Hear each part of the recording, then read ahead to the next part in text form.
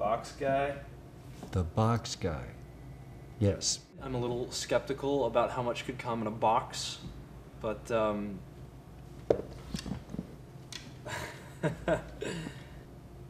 what's in the box? Well, let's see. I think you probably have an inkling what's in the box. So what is it? What is it you're looking for? Well, I'm going through some rough times with my art. I'm based in the theater, but I'm trying to make it now as a filmmaker, Mm-hmm. and so I started this script, and we're now in production.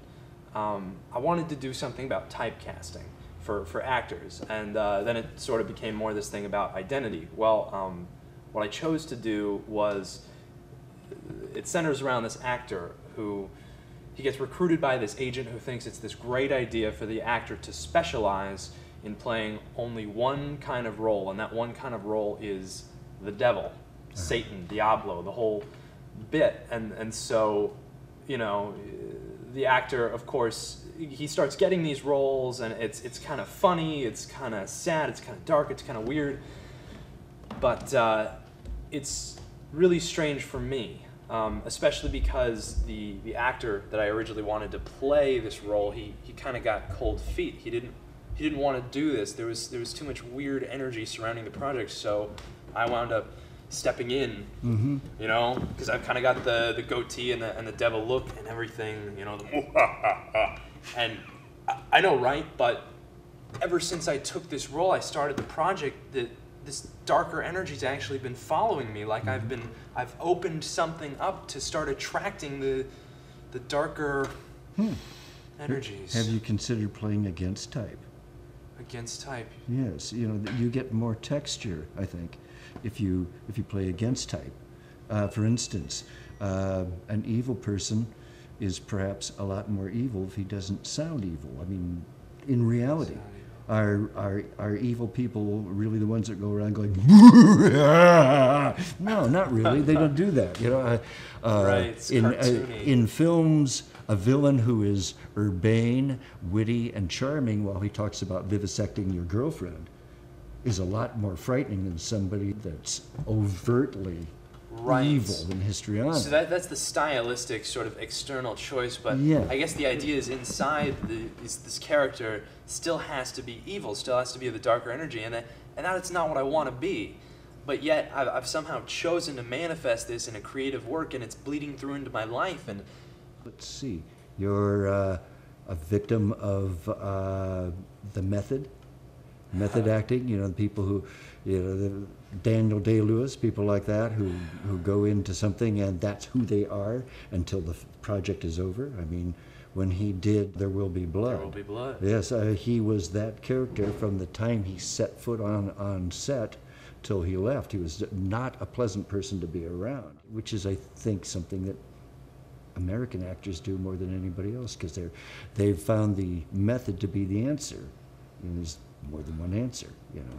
Yeah. Brits don't do that. British go with the externals. Laurence Olivier, when he did Marathon Man with Dustin Hoffman, has a scene where he's going to be subjecting him to horrible torture. And Hoffman shows up for this scene, and he looks horrible, and Olivier asks him what's going on, and Hoffman says, well, I've stayed awake for 3 days, so I'd really be raw and rough for the scene where you're going to do all this dental torture to me. And Olivier said, my dear boy, why don't you just act it? You know, because, you know, there is that. You know, Uta Hagen said, you know, that it doesn't matter how honest that core is, if it doesn't, you know, if you may be emoting anger and feeling it deep inside your angst or whatever it might be deep inside your soul, if it comes out as something else, well, it isn't working. You know, it's you've got to the external has to really agree with the internalized. I agree. And some people work from this end, and some people work from that end. I guess, I mean, the actual method of acting, I mean, you know, it's there, but what's really happening is it's bleeding into my real life, and I'm almost thinking of just abandoning the project. I mean, is evil real? Is something I'm trying. I sort of wrote into the script this theme, and it can be sort of interpreted by the audience at the end that evil is not real, that evil is self-created, that there really is no hell, there is no devil. It's just man's sort of way to put form to fear, which is this abstract feeling that is the opposite of love. And I'd like to believe, I really would, that love is all there is, that it's the sole singular pure ingredient in everything, and that fear is an illusion. But I'm experiencing some real fear and some real darkness through this project, and it's scary. So does evil exist? That's one of your questions, huh? And this might have the answer. Is that what you think? Enlightenment as a tool rather than knowledge for the sake of knowledge, something that you can use to get you out of your dilemma? Sure. Is that kind of what you're looking for? Sure. Is what's in the box? Did you make what's in the box? Did you find this box? What is this box? The box is just a box. And like I said, let's not rush it, shall we? We're having a lovely chat. Okay. Aren't we? You asked about evil and whether it exists. Well, I mean, there has to be polar opposites, doesn't it? I mean, Yin and you yang. have to have yin and yang. You have to have Right. good and evil, or pleasure. You were talking So it about love and exists. hate, or pleasure and pain. I mean, pretty much the same thing, aren't they?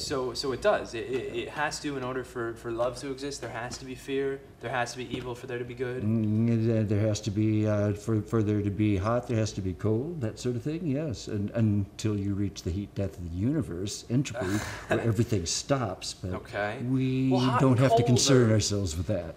Hot and cold are like measurable things. Like Yes, I can feel yes. something's hot, I can feel something's cold, I can measure it with quantification with a thermometer, but like things like good and evil, it's such a gray area. Well, it's subjective, Exactly. yes. So And Is it something different? I mean, it's a question of what you think is good, what you think is bad. I mean, in the 1940s, Nazis in Germany thought they had a great idea. And the rest of the free world didn't agree with that. But they were both very polarized, and to each of them, it was the right position. following Hitler, there was this huge collective consciousness of all of these Germans who just joined this massive collective group idea. And so how can it be evil if so many people who comprise within themselves both parts of good and evil are part of the cause? Then isn't it both good and evil, not evil at all? Well, as you're saying, for them, it wasn't evil. It's a still matter. It's an objective perception, isn't it? Yeah. Huh. So, should I glean from this that evil is not absolutely real, that it's subjectively created, that it's relative? If your approach to achieve a goal is harmful, but you achieve something that is useful, is it an evil act or is it a good act? It's still going to be. The means are an ingredients within the whole, so I guess it's complicated. It's not purely one or the other. Exactly. I feel like my intentions are good, but I feel like I'm creating something evil, and I don't know why. Like, why I'm adding negativity and evil to the world when I feel like the current balance of the world, or at least Earth, is more darkness than light right now. But the light is able to convert the darkness, like this singular candle in a huge dark room. It's dark versus light, and the light is this much, and the darkness is all over the place, and still it converts to light. Light wins. The smallest occurrence can cause the biggest result. Yeah. That's chaos theory. You familiar with chaos theory at all? Well, yeah, I mean, like 1890s, Quantum there was a physics. fellow who postulated as part of chaos theory that an initial condition. Let's see if I get this right. The initial condition of a dynamic system can cause profound changes, large, long-term changes in the behavior of that system. It's later became known as the butterfly effect. Butterfly effect. Ray Bradbury wrote a short story about it. Oh, he's great. He wrote the story about a time traveler goes back in time, steps on a butterfly in prehistoric times, comes back, reality has changed because of that small effect. And then in 1972, for the American Association of the Advancement of Science, a gentleman delivered a speech that was titled